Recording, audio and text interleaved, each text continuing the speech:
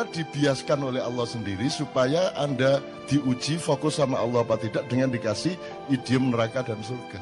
Terus Anda semua itu pokoknya enggak pakai mikir pengen ke surga semua. Saya kasih tahu surga itu sepi banget.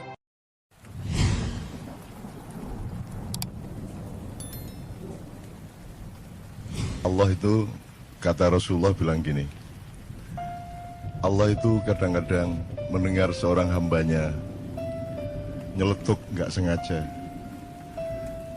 tetapi celetukan hambanya itu membuat Allah menyala cintanya kepada hamba itu, sehingga semua masalahnya oleh Allah langsung diselesaikan dan rezekinya dilimpahkan.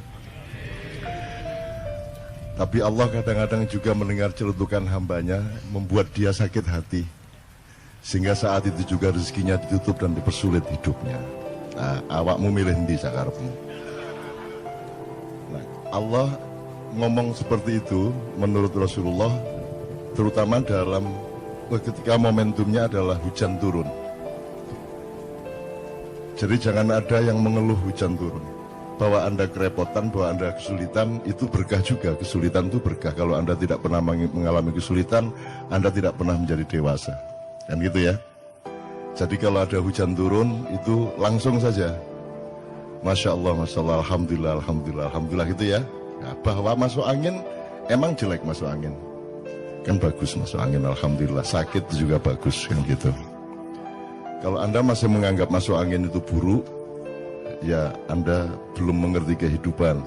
Bahwa masuk angin harus disembuhkan, iya. Jadi kan peristiwa menyembuhkan kan juga indah. Dan syaratnya keindahan menyembuhkan adalah ada sakit dulu. Maka sakit itu adalah persyaratan keindahan, kan gitu. Ini sebelum ngomong pajak dan hutang, gitu. Ya gitu ya, satu ya. Nomor dua, saya yang memohon antum tetap di sini. Sesepuh kita Bapak Abdullah Hamahwa yang saya kenal sejak dahulu kala ya, Ustaz ya. Saya kenal beliau sejak dahulu kala dan ini harus kita takzimi sebagai salah satu rujukan sejarah kita, termasuk rujukan-rujukan pengetahuan dan jurisprudensi ilmu-ilmu tentang keindonesiaan, karena dia lebih berpengalaman dibanding kita semua.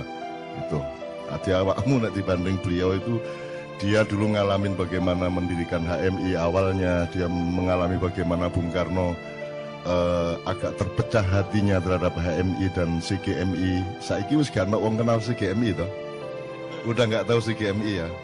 Ya gimana sih, itu musuh utamanya dulu adalah CGMI dan GMNI separuh gitu ya, dan seterusnya. Tapi tidak usah saya ceritakan karena Anda sudah lelah bermusuhan dengan macam-macam, sehingga tidak usah saya ceritain bermusuhan. Nomor dua, dari sekali lagi soal mengeluh tadi, tidak ada gunanya mengeluh itu. Yang ada bersyukur saja, meskipun belum masuk akal.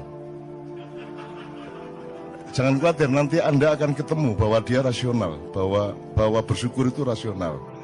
Jadi tidak usah faham dulu baru bersyukur saja dulu supaya Anda faham.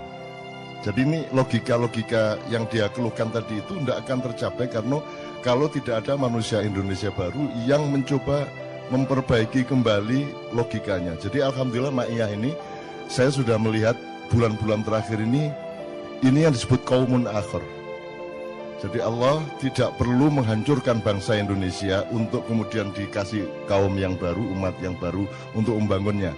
Di tengah kehancuran ini juga sudah lahir manusia baru seperti Anda, seperti Arek Gendeng Malang Budi Setiawan iku mangsa piturute, itu manusia baru, itu hibrida baru Indonesia. Dan selama masih hibrida gendeng yang mengurusi itu, Anda juga tidak usah mengeluh. Wis mesti wong gendeng wis mesti ngono iku, katika apa meneh. Tapi kan ada Anda, ada dia, ada teman-teman semua, dan ada kita. Usiamu kan masih 20, 30, 40 paling ya. Jadi kita punya harapan besar, dan ini jumlah kayak Anda ini ada di mana-mana, di Purwokerto, Banyumas, Purbalingga, Ngawi, Madiun, Ponorogo, lahir manusia baru Indonesia. Jadi Allah tidak perlu menghancurkan bangsa Indonesia. Allah di tengah kehancuran ini langsung melahirkan qaumun akhir, Indonesia yang berbeda, Indonesia yang baru. Dan itu sudah terjadi. Itu loh, bahwa nanti berhasilnya itu bertahap. Mungkin Anda sudah umur 50 baru kelihatan. Saya mungkin anak saya, cucu saya dan seterusnya baru berhasil betul. Loh, ini kan komplikasi penyakitnya luar biasa. Dan Anda tadi itu digaram-garami sama Anda. Sehingga anak Malang itu tidak tahan. Wis loro dikei lombok meneh. Wis seru aku iki nek gendeng wis seru. Kan gitu ceritane kan ya, sehingga si siapa tuh Doni Setiawan tadi kan wis seru aku nek gendeng kok aja dipeliak-peliak kan gitu kan. Oke. One itu first. The second. Saya seneng ini siapa tadi menyanyi Ruth Sahanaya tadi siapa? Dia dan siapapun, kenapa di KJ ini semua boleh tampil? Nggak ada syarat. Setan pun tampil boleh. Karena kalau dia berbuat buruk di sini, dia akan mengalami kebakaran di dalam hati, jiwa, dan pikirannya. Mungkin juga hidupnya. Barang siapa berbuat jahat di sini, barang siapa punya hati jahat di sini, Anda tunggu. Tidak usah lama-lama, Anda tunggu saja. Jadi semua yang di sini ini, Ustadz Himam, ini mereka orang-orang insya Allah tulus. Mereka semua ikhlas untuk Indonesia. Tidak ada orang mau jauh-jauh, apalagi di Jakarta yang bukan kota ini, tapi hutan rimba ini, yang tidak jelas ini. Mau datang-datang jauh-jauh ke sini tanpa pamrih, tidak mencari uang, tidak mencari apa-apa, kecuali mencintai Indonesia. Masa Allah tidak akan membuat Anda hidup lebih berperan dan lebih sumringah di masa yang akan datang. Jadi ini mereka insya Allah tulus semua. Nah, setan pun kalau dia tampil di sini, itu mau tidak mau dia harus berbuat baik. Jadi Anda pengennya setan berbuat baik atau berbuat buruk? Benar. Karena Anda maunya setan itu buruk, toh? Ya toh? Dan Anda sudah klaim dengan stigma setan itu buruk. Lah itu kan salah Anda ngomong gitu itu. Setannya mengeluh sama saya. Saya ini disuruh Allah ini saya jadi setan ini. Saya ini cuma taat. Saya tidak punya kemungkinan lain.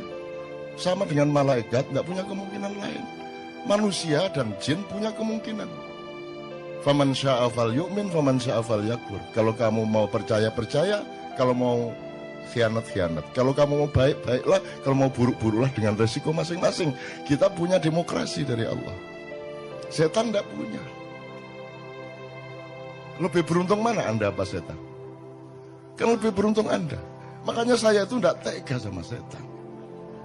Kalau sholat, kalau saya kebetulan jadi imam, saya tidak ngomong, ayo softnya dirapatkan supaya tidak diisi setan. Saya tidak tega.